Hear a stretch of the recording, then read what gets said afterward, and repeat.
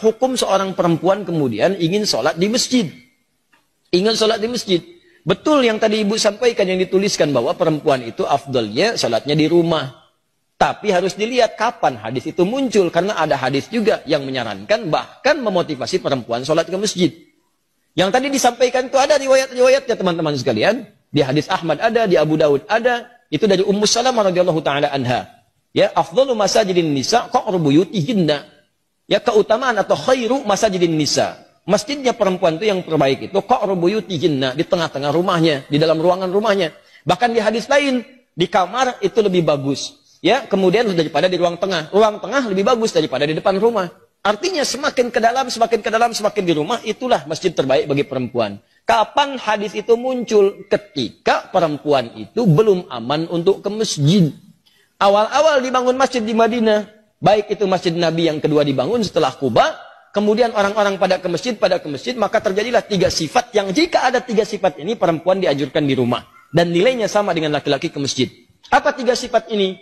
Pertama, ada kewajiban yang berlaku bagi perempuan di dalam rumahnya.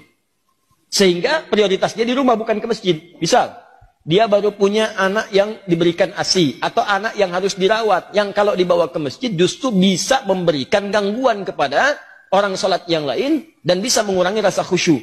Rewelnya, belum disiapkannya, belum dikondisikan. Orang-orang dulu ngajak anak ke masjid itu, sebelum berlangsung sholat, sudah diperkenalkan dengan masjid. Misal, sholat zuhur sekarang misalnya jam 12 kurang 10.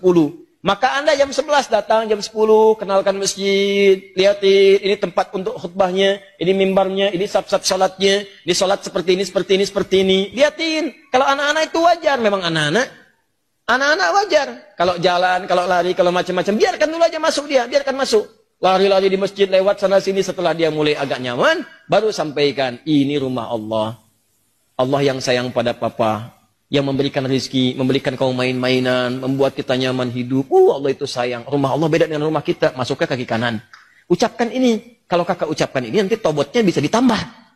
Masuk, ucapkan, masukkan kaki kanan, berangkat, rapi dia. Begitu sudah mulai agak baik, ajaklah kemudian dalam sholat berjamaah, rapi dia. Dalam sholat dia rapi, setelah sholat lari, biarkan aja namanya anak-anak. Yang repot itu kalau ada orang tua kekanak-kanakan, habis sholat lari-larian. Itu yang repot. Kakek-kakek habis sholat main prosotan di situ, baru kita repot di situ. Kalau anak-anak ya biarkan aja namanya anak-anak. Naik ke punggung biarkan, Anda sholat sunnah dia naik biarkan, nggak apa-apa, nggak usah repot dengan itu. Ini orang tua sekarang repotnya, mohon maaf di rumah disuruh ke masjidnya bukan untuk sholat, malah disuruh main. Kalian ini rame aja di rumah, main sana ke masjid, ya main dia di masjid. Jelas ya? Maka itu poin untuk pentingnya. Maka yang pertama, kalau ada tugas perempuan di dalam rumah, memang hanya perempuan yang bisa mengatasi, maka yang afdal itu di rumah, jangan paksakan ke masjid. Suami dorong ke masjid, anak laki-lakinya dorong ke masjid. Dorong ke masjid, investasikan. Ayo anak ke masjid, ke masjid, ke masjid, ke masjid. Ke masjid, dorong. Antum yang perempuan di rumah. Itu afdalnya. Yang kedua, jika kemudian di jalan itu belum aman dari fitnah. Ini terjadi di zaman Nabi. Awal-awal dibangun Masjid Nabawi itu, bahkan jangankan ke masjid. Malam-malam itu suka buang hajat, tidak ada toilet. Yang ada itu kebun-kebun. Di kebun-kebun kurma, macam-macam. Perempuan-perempuan juga demikian.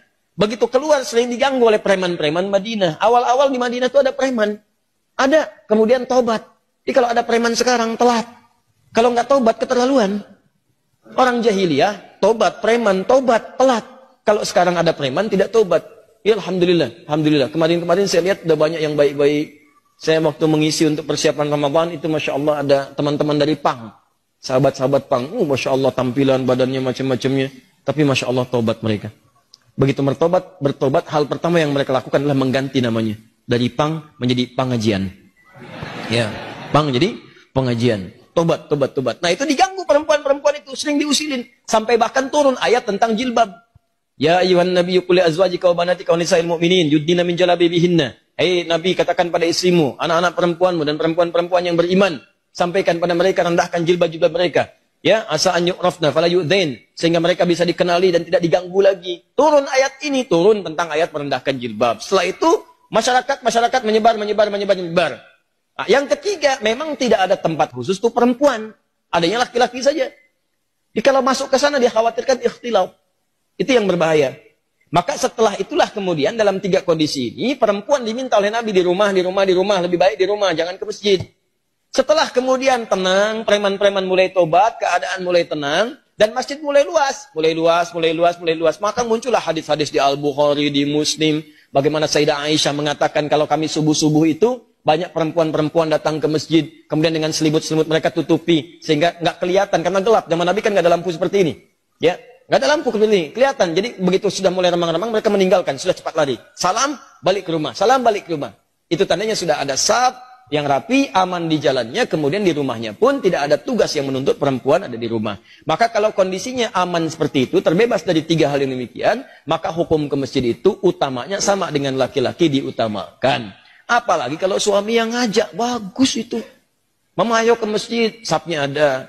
Seperti di sini di Alexandra, perempuan ada, laki-laki ada. Ke masjid jalan, subuh berangkat sama-sama. Kalau bisa sekeluarga.